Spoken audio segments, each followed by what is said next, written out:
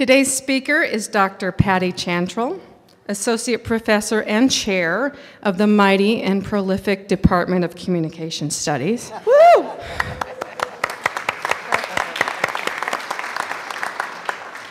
I just happen to be a faculty member of that department. Patty came to talk to me over a year ago about an amazing opportunity that she had to go with a delegation of Washington women with Lisa Brown leading to Morocco to study the new evolving political situation for women there. She asked if the college could help sponsor her visit, and I said yes, if she takes a lot of pictures and she'd be a speaker at the Global Lecture Series. And so the day has finally come, about a year and a half later. Dr. Patty Chantrill has been teaching in higher education for over 20 years. She received her PhD in interdisciplinary studies from Washington State University. Her areas of professional expertise include political communication and civic engagement. Patty has served as Eastern Washington University's first faculty fellow for diversity, a co-founder of the Inland Northwest Service Learning Partnership, president of the faculty organization, and faculty legislative liaison in Olympia.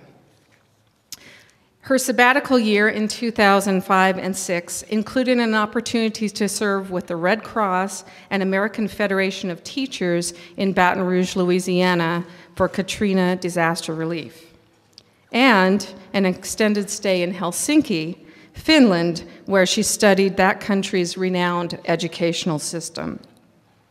She appeared on national television on Fox News, brave, brave woman, on the O'Reilly Factor, in defense of academic freedom and First Amendment, and is a 6-time faculty participant in the Associated Press election returns event. As you can see, she is an ardent supporter and participant in community-based service and advocacy. She has filled these roles in many important ways, including as a lobbyist for the American Federation of Teachers on the 2007 reappropriation of No Child Left Behind, and as a state board of directors member for ARC of Washington. Patty Chantrill has published on topics of public responses to natural disasters, 19th century constitutional law, and higher education policy. This is a much abbreviated list of Dr. Chantrill's professional accomplishments. Today she will be speaking to us about the evolving political and civic positioning of women in Morocco. Please welcome Dr. Patty Chantrill.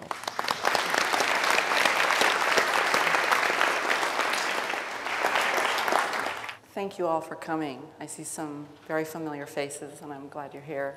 I hope you got something to eat, because for the next hour, I have you. As you can see, and as you heard, we're going to be talking about women in Morocco. It was a year ago, almost exactly, that I was there, and I have family members here in the audience who can attest to how long it was. It was 9 days in Morocco, and I'm very excited to bring this to you. The outline of the lecture, it's kind of hard to read, but I wanted to give a little bit of background. Is there anyone here? Raise your hand if you're from Morocco. Anyone? Anyone spent time there? You're from there? Ah, close enough. Very good. Well, then I can't make this stuff up. I'll probably be held accountable. So I thought I'd give you a little bit of background on Morocco, including the relationship with the United States, which was part of my study before I went. I needed to learn a little bit about the history, and I found some surprising things that I wanted to share with you. And then I'll talk about Moroccan women and democracy primarily. I saved the tour pictures for last, not because if you came for tour pictures, I wanted to make sure you were still in your seats, but mostly because they're stunning and they take a while to get through, and I wanted to make sure I had time to get to the meat of the lecture. So that's the outline that we're going to be following. I think I'll go this way. All right. Today, You can see, oh, I have this fancy thing right here. This is Morocco, up in the northwestern part of the continent of Africa. That's the flag on the top, and the tour that we took starts in Casablanca, moves to Rabat, and then over to Volubilis, a really interesting place, and as they all are, over to Fez, and then back again in 9 days. Today, Morocco is a constitutional monarchy with an elected parliament. Just some background there. It is the second most populous Arab country after Egypt. The achievements for women in this Muslim majority country have been hard won, and that's why we decided to go over there in 2009. In 1997, only 2 Moroccan women were elected to parliament, and then at that time it was the lowest percentage of women representation in the Arab world. By 2002, 35 women were elected, so something's happening, and that's a stunning increase that vaulted Morocco to the top of the Arab world in women's political participation. Morocco's success in 2002 led to similar initiatives to increase political representation for women in Jordan and Iraq, and yet there is still a long, long road ahead. You may know Morocco from the way that we popularize it in the media. We have some pretty big names here in American popular culture. What I can tell you about Casablanca as a movie is that there is only one person in the entire film who was actually a resident of Casablanca or Morocco at the time.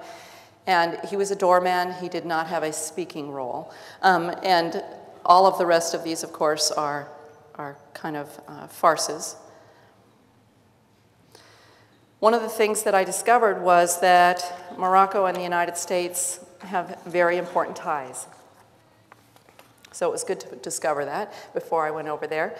In 1777, Morocco became the first country to recognize our country and begin bilateral relations. And it was a consequence of the relationship between the Sultan at the time and such notables as Thomas Jefferson and John Adams. Both of them were signatories on the Friendship Treaty, the Moroccan-American Treaty of Friendship, and that remains the longest unbroken treaty in US history. In the 21st century, we continue our ties. They've been changing over time. The changing environment has called that into play. Both countries have been close allies in the global war on terror. As you can see there, after the September 11th, 2001 attacks, Morocco shared valuable information with the United States about al-Qaeda. Conversely, when Casablanca was the victim of terrorist bombings in 2003, the United States government offered Morocco the full resources of its military and intelligence community.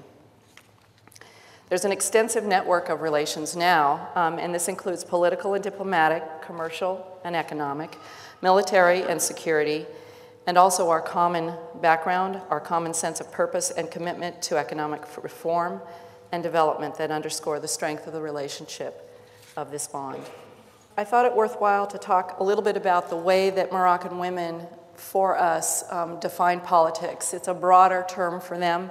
They include not only election to the legislature, but the informal, personal, and civic engagement forms. They take them all very seriously. None of them are less important than the other. And like women everywhere, they are not homogeneous, not in their belief systems. They do tend to be of the Muslim faith, but they vary according to social status, education levels, geographic origins. The rural and urban split seems to be one of the most significant in terms of how women define themselves. Just as an aside, as we're talking about Moroccan politics, I was thinking about this in the context of Washington state politics. When I was first looking into this, Washington ranks 6th in the nation in terms of our concentration of the number of women in elected office, falling only behind places like New Hampshire, Vermont, Colorado, Minnesota, and Hawaii. So we share that in common with Morocco. We value the contribution of women in political leadership. There does remain, however, an economic independence gap. Moroccan women's integration into the labor market remains one of the lowest in the world. And while there are government interventions designed to correct this, they're still lagging behind. Those interventions include something that I'll be talking to you about, the reformed family law and the appointment of female ministers into the government, but also something that's kind of unique to Morocco. There's been a launch of a national initiative incorporating the gender issue as part of the government strategy. The government has taken a key role in attempting to elevate women's status. So at this point, politics becomes the means to improve gender relations and equality. Some of those inequalities have existed for at least 50 years as a consequence of the changing nature of Moroccan government after they were no longer under the Protectorate of France.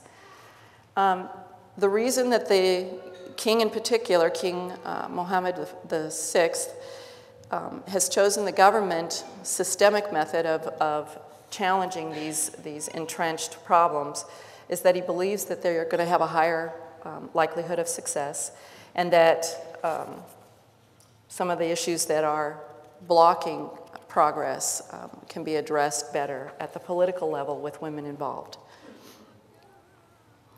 And I'm not going to spend too much time on this. I just wanted to let you know there's been 4 phases over the last 100 years in terms of where Morocco has come.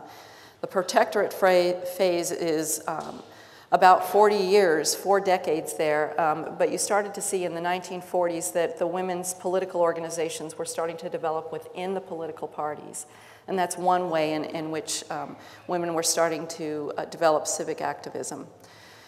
At the state building phase, though, something significant happens, and you see a commission developed. It was all male, and the codifying of personal status code, or mudawana, and that's a term that we'll hear a lot about.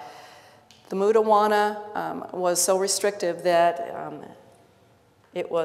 it proved outrageous to women, particularly in matters relating to marriage, divorce, and inheritance. It caused quite a stir for a while there. From 1956 to 1969, King Hassan II called for a selection of women to create a women's union to address some of the outcry. But then we turn to the liberalization phase. Things are starting now to become the norm.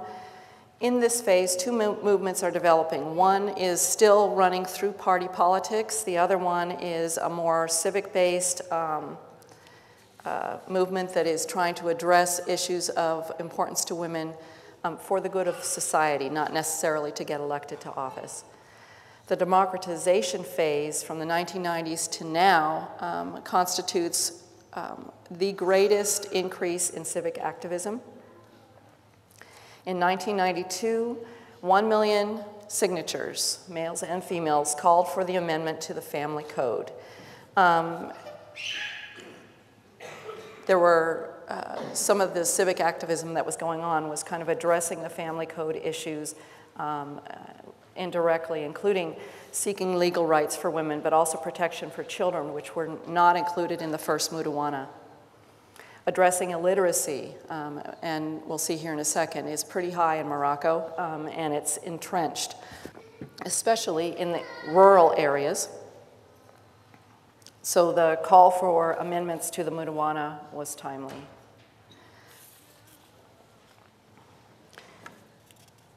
In 1992, we also see 2 women elected to Parliament. We see 4 women designated as Secretaries of State in 1997. In 2000, we have the first woman female minister in the 54 years since Moroccan independence. Another first, the king appoints 3 female ambassadors. In 2002, 3 women were designated to government posts. They were in family, immigration, and illiteracy. And there was a quota system developed. This is very important because the quota system actually says there will be some districts in the country that will be only they will only elect women to office. kind of an affirmative action plan for women.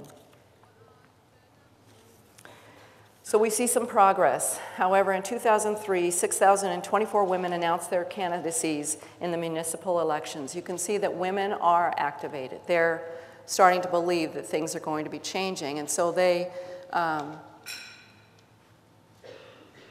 put their hat in the ring. Only 127, or 0.55%, of those 6,024 women were elected to office.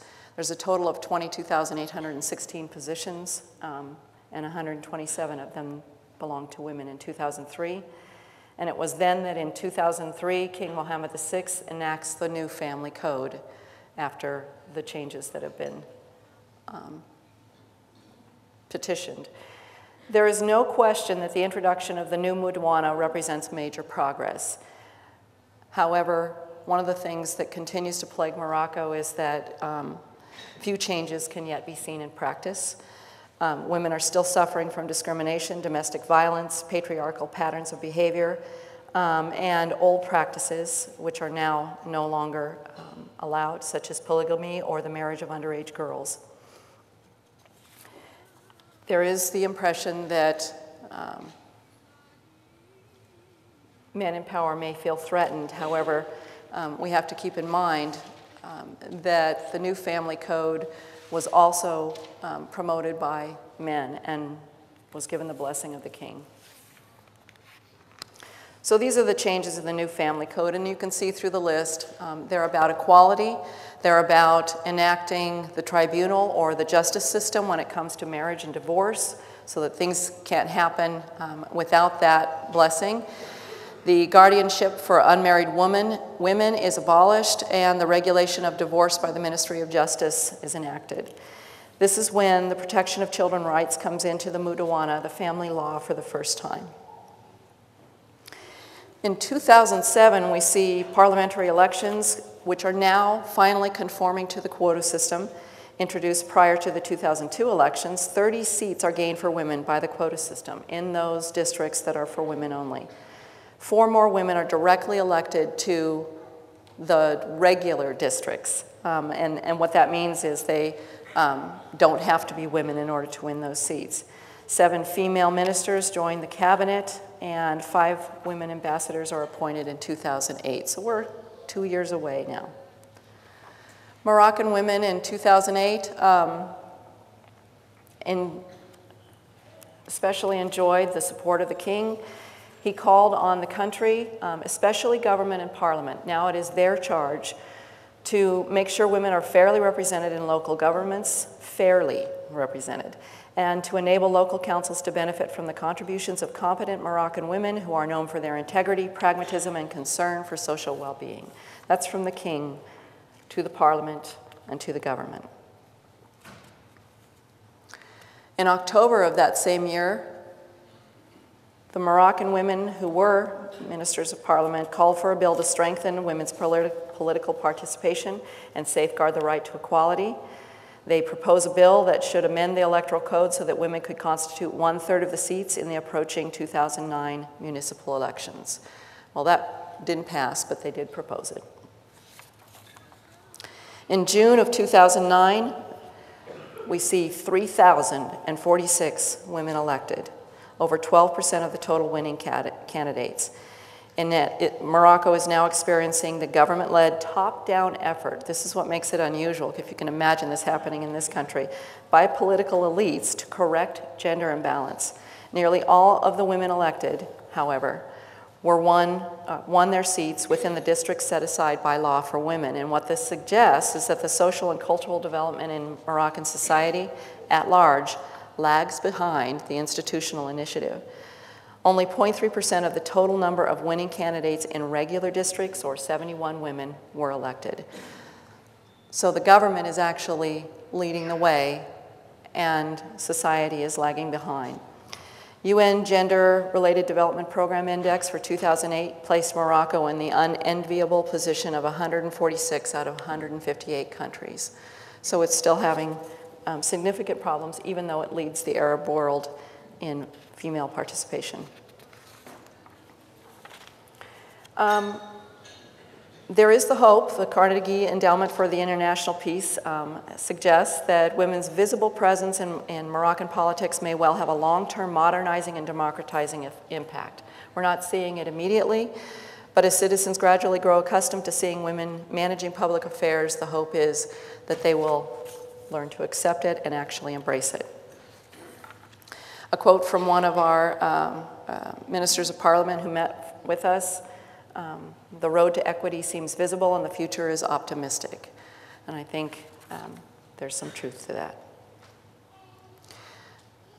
Before I go on to share with you the actual tour that we took and the kind of meetings that we had, I wanted to let you know, though, that our tour was designed to see how women were doing, and one of the things that we discovered is they have tremendous momentum. They had momentum like I have not seen in the United States. So we have young women who are very animated and older women who are very animated about the possibility and the hope that was there. We were there in 2009.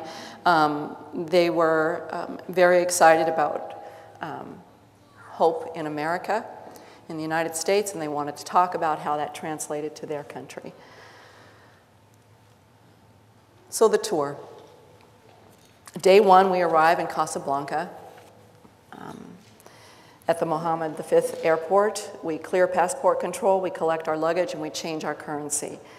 We stop for a visit to the Hassan II Mosque, which is over here, I think. Over there, too. Which has the tallest minaret in the world, the largest Moroccan mosque, and the 5th largest in the world. But then we get on a ride for 2 hours to go to Rabat, 2 hours north and east. And we learn things like, Salamu alaikum, hello, how are you, peace be unto you. These are the phrases that our tour guide and bus driver are sharing with us along the way. We stay in a hotel that night. We go to our first Moroccan dinner. As you can see, they're serving the tea. It's a ritualized, very, very extravagant. He pours it from way up high and never spills a drop. And those tea glasses are on a tray that are at an angle that I wouldn't try. We're eating things like pastilla, pastry stuffed with chicken and spices, olives, stew, and mint tea. And we get welcomed by the Center for Women and Democracy, which is in charge of the mission that our delegation was on. Then we go back to the hotel to sleep because we really needed it at that point. Day two, we get a tour of Rabat. These are, you can see kind of that there's some older parapets. I'm not really sure what they're called. And you can also see that down here, we visited the presidential palace, or the king's palace, and over here, this is another mosque that's built around some ancient structures. We had a working lunch that particular day, and we also learned the word for thank you. Moroccan Arabic says shukran, shukran, shukran. How is it? Shukran? You know it well. Do you say shukran like Moroccan? Yeah. It's a little different? Oh, okay, good. Shukran. Shukran. Sorry. Okay, good. You guys are like planted in the audience, aren't you? All right. One of the things that we do on the first day is we attend an institute where women are lecturing on women in politics, and especially we learn more about the new Mudawana of 2003, which, by the way, raised the age of marriage for girls from 15 to 18, and it also gave wives joint responsibility of the family. At that time, if you divorced and remarried, you would not get custody of your children. So this had changed. We also learned about the domestic violence issue and the rate of domestic violence in Morocco, which was on the rise. This is a poster with a flash in it, but basically it says, halt the violence, break the silence. And it's also, it's in French and Arabic. And then we met with a bunch of women who are actually advocates for women who face crisis in the domestic realm. We then met with a woman, former member of parliament, and she was one of the first, who claims that Islam is not against women. It is men who have used it against women, she says. She also added the Quran doesn't say women can't drive a car or a donkey or a camel. These were things that she underscored for us, just in case we had heard otherwise. And she also taught us Tasbah Lakir, Tasbah Lakir, which means Lakir. Say it again, nice and loud. Tasbah Lakir. I'm working on it. It means good night.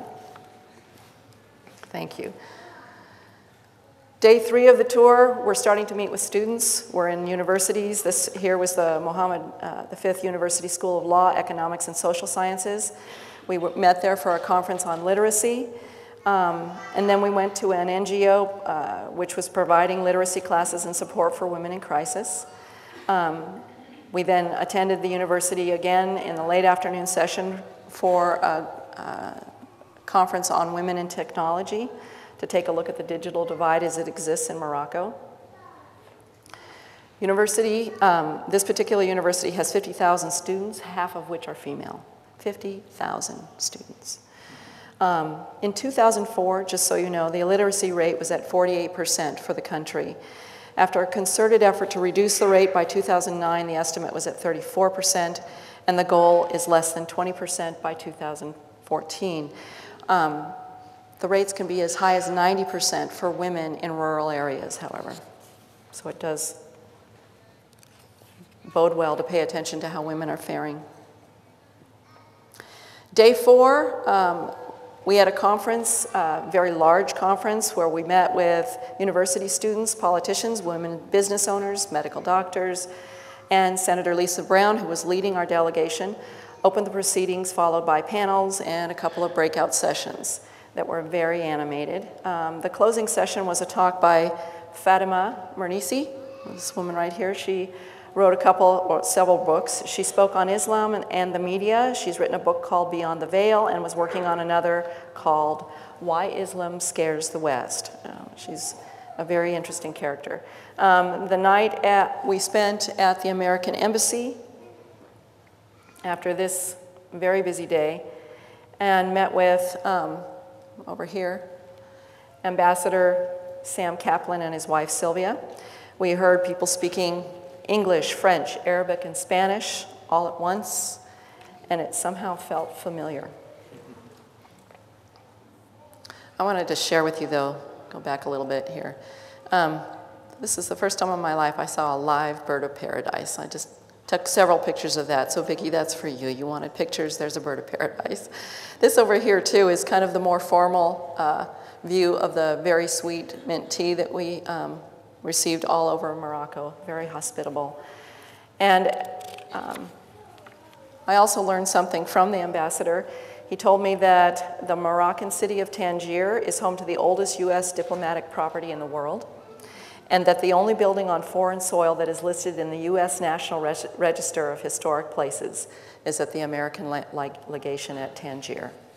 This was in Rabat, but Tangier holds that spot. On day 5, we actually got to spend some time. We were invited to a lunch by a prime minister. This was parliamentarian Zahra Chagaf, Madam Chagaf, and she served us traditional dishes of Morocco and the Western Sahara region where she is from. And essentially, the day after spending time with her was a travel day. This is Lisa Brown giving Madame Chagaf a gift. We were giving gifts out everywhere we went, but we were getting just as many. This was a typical spread. This is all fruit, and it's probably the size of your round table. That's the size of the plate there. It was just huge. We also met that day with Nancy Huff, who runs an NGO called Teach the Children, and she provides humanitarian aid to refugees from the Western Sahara, now living in camps in Algeria. That's a pretty controversial issue in Morocco about who actually has the rights to Western Sahara, which is the region just below to the south of Morocco. Then we got on the bus and rode to and through the town of Meknes because we wanted to get to Volubilis before the sunset. Volubilis is an ancient Roman ruin built on the site of an ancient Carthaginian ruin, built on the site of some kind of Neolithic ruin. It's a pretty important site in that it is high up and views the entire valley. There were 20,000 people living in Volubilis at the time of its height. And one of the things I didn't expect is how well preserved that it was. This becomes the Roman Empire's most western outpost there in Morocco.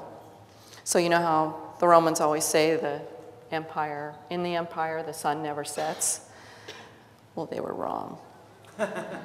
Because I stuck around for the sunset, and you can see the sun setting in the west. A lot of it was ruined by earthquake. It was cannibalized by people looking for the marble that was covering those rocks. But it was an absolutely pristine site in ruins terms. We stayed for several hours until the sun went down, and then took lots of pictures. This is most of our group right here on the steps of a temple. But you can also see, too, how well the floor tiles, the floor mosaics are preserved. There's several of them, and they're out and exposed now. After the earthquakes and some rains revealed them, they thought that the site was lost in the latter 19th century, and then after a pretty significant rain, they looked up, and there was the triumphal arch. So they're restoring it now. We then, after Volubilis, we went on to back to Meknes for dinner. We had spicy lentil soup and pastilla again. I fell in love with that. And then we spent the night in the Fez Hotel after Meknes. Whoops. In day 6, oh, did you notice this? Just because I needed, how can you go to a Roman ruin without standing there? That's me in there. You can't hardly see it, but I was pretty impressed with myself. I don't have any pictures like that from any other time in my life. Okay, on day 6, we met at another university with business and professional women and a lot of students, which was really heartening to be there with them. I'm also just coming into the picture here, but my dress must have had the same print as the tile behind it because it's hard to see. We met with women who had started cooperatives and made appointments with them to go out to the cooperatives. We met with women from rural villages and from the urban centers. We met with wedding planners, women working with political prisoners, women working to halt violence against other women, and women advocates for a variety of social concerns. And again, we heard, the road to equity seems visible and the future is optimistic. These women are very, very passionate. We went on that evening and spent the day or the evening with an hour and a half away at Al Akwan University in Ifrane. And we met with the director of the Office of International Programs in the Hillary Rodham Clinton Women's Empowerment Center. She was our first contact there. She actually is from Washington State. Then we went back and had a special presentation by the student leadership group. There were 10 student women who showed their video, and they were asked the question, what will you be doing in 2030? We heard from that perspective the president of Microsoft North Africa.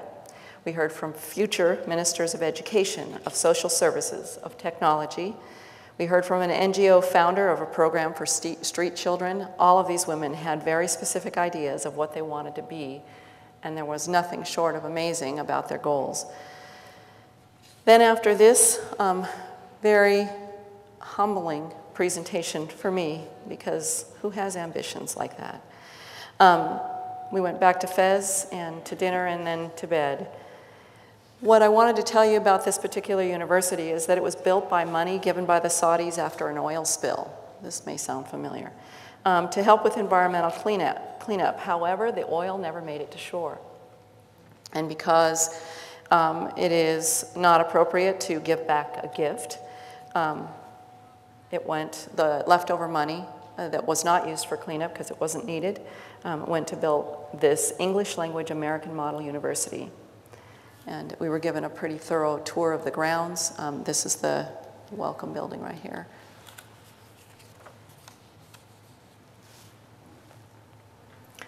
Day 7, we get to go up to the cooperatives. And this is where we actually get to spend some time watching women do what they do rather than pulling them out of their natural place of business. So this is Oddwall. It's a weavers cooperative, and they are actually selling to all of us. We got off the bus and started buying things from them, and the rest of the town was over here. It was kind of interesting. They all stood back as the women did their work and sold their wares. This was actually their day off, but they came in just to demonstrate what they do with the weaving. And then we met with them in the town, kind of the town hall, and heard presentations from them and the leaders of the village. It's actually, Rabat El Kir is 3,500 feet up in the eastern Middle Atlas Mountains. So it was about an hour and a half ride from Fez. And the population is 13,000 people. We got a briefing from a Peace Corps volunteer who told us that the community is a mix of traditional and modern. She said that you won't find young women in cafes. That's still the domain of men. But many of the younger generation do not wear headscarves. Some women are not allowed by their families to go out of the house alone, yet there are women who own and operate their own businesses. Literacy was at 30% in Rabat El Kir. Central electricity, water, phone, including wireless, hardwire internet available. Okay. There were 16 women in the co-op, and after purchasing the goods, we walked to the town hall for a presentation. Then this woman opened up her home to us, and we all crammed into her main welcoming area and had a meal that she and her mother cooked for us. There's 38 of us, and we're crammed into this little room. It was pretty amazing. We went back to Fez that evening and attended went to another co-op, and we actually, it was mostly bakery and handmade crafts, and then we went to bed. Day 8 is our final day to be shoppers in Morocco. It started at the Fez Souk, or bazaar.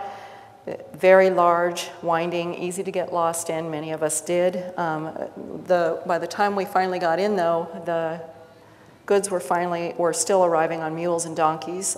They were delivering goods to the stalls, and we spent several hours there. This is an antique store over to the right. Whoops.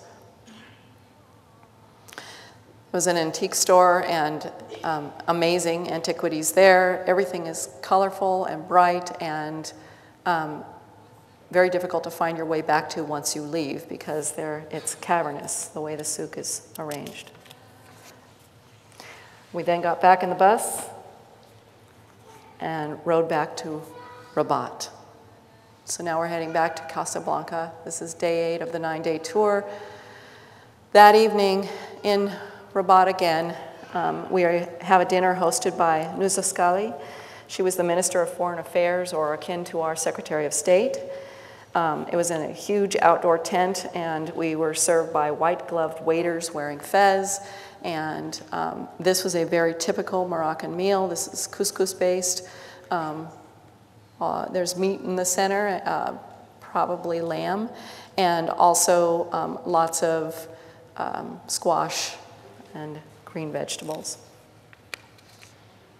Well, I put this in here because that night, as we were riding back on the bus to Rabat, this woman came up to get something in the back of the bus where I was sitting, and she was talking to me as she was coming, and she tripped over something and fell right in front of me. Her head was right there on my feet, so I had to help her get back up, and she looked at me and she said, "I broke my wrist." And there was 2 doctors on board the bus, medical doctors on board the bus, and they said, oh no, she's able to use it, she's fine. Well, of course, then we got to what amounts to an urgent care there in Rabat, and they x-rayed, and then they set her with a cast because she truly had fractured it. And I got to see it up front. I wish I could have helped her. That's where the medical technology would have been helpful. Another word that I learned that last night there in Morocco is baslama. It means goodbye. You guys want to help me out with this? Assalamu alaikum. Alaikum. Alaikum. Alaikum. Do it again. Okay. Be safe. Be safe. Thank you. And these were some of the lights that were there, and I felt like Morocco was like a bazaar, the entire country, with a lot of bright lights in it. There may still be darkness, but there was a lot of light. And then the trip home, I wanted to tell you too that it takes less time to get from New York to Casablanca than it does to get from New York to London. It's like an hour-and-a-half difference. But going over the ocean with this thing overhead was a little bit unnerving. I don't fly well, and that much ocean does take a bit of time to get over. But it was nice to be returning home once again. And that's Morocco. Thank you.